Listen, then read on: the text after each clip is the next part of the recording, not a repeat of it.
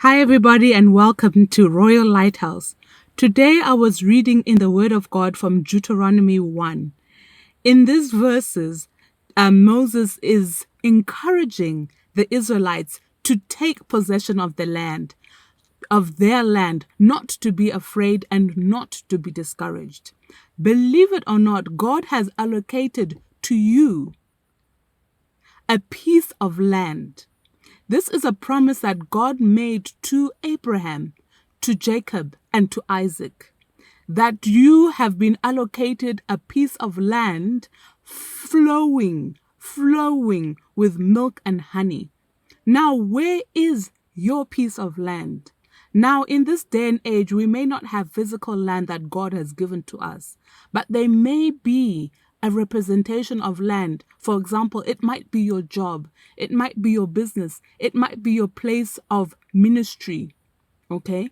So find out what is of the utmost importance is to find out where the piece of land that God has given to you.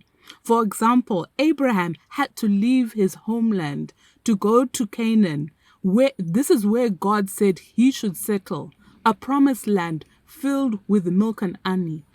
For example, another example is the Israelites had to leave Egypt to go to the promised land where Abraham settled.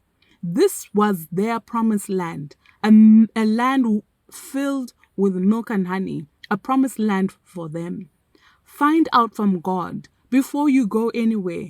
Even if in the situation you might be in, you might be feeling frustrated and you might feel like you want to go to Canada. You might feel like you want to go to the USA.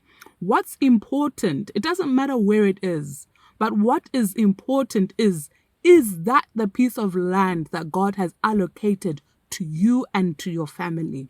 Find out from God, reach out to God in prayer and ask Him for that revelation of where your piece of land is. And I promise you, in that land that God has allocated to you, it is there you will prosper. Remember, even Isaac prospered in a famine. In a time of famine, Isaac prospered and had a harvest of 100-fold.